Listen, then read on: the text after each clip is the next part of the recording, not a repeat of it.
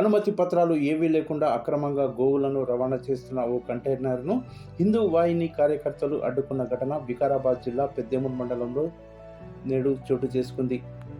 ఇక పూర్తి వివరాల్లోకి వెళితే పెద్దేముల్ మండలం నాగులపల్లి గ్రామం నుండి దాదాపు 20 గోవులను తీసుకొని ఓ కంటైనర్ కోహీర్కు బయలుదేరింది.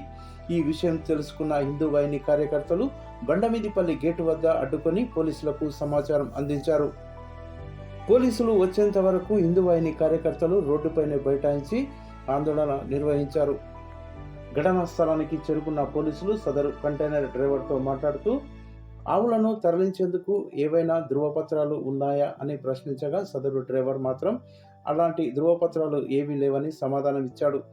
దీంతో కంటైనర్లో ఉన్న 20 గోవులను తాండూరు పట్టణంలో ఉన్న గోశాలకు తరలించారు పోలీసులు. కంటైనర్లో వధశాలకు తరలిస్తున్న 20 ఆవులను రక్షించి వాటిని క్షేమంగా గోశాలకు తరలించిన వారిలో తుర్మాండి, తట్టెపల్లి, బొప్నారం మరియు బండమీద్పల్లి గ్రామాలకు చెందిన యువకులు హిందూ వాహిని కార్యకర్తలు ఉన్నారు.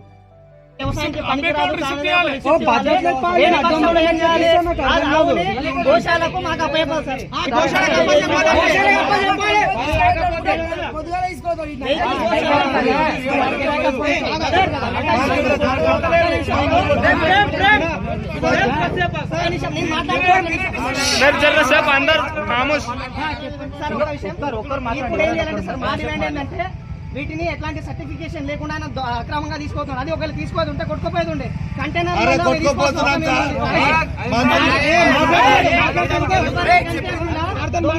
కంటైనర్ లో కార్లు తీసుకోపోయినట్టు తీసుకోపోవడం ఏంటి. ఇంకో విషయం, ఈ యొక్క ఆవులు ఏవైతే పట్టుకున్నాయి ఉన్నాయో ఖచ్చితంగా ఈ ఆవులని మా సమక్షంలోనే మేము కూడా వస్తాం. అందరం గోశాల తాండూరు గోశాలలో ఖచ్చితంగా మీ సమక్షంలో జై శ్రీరామ్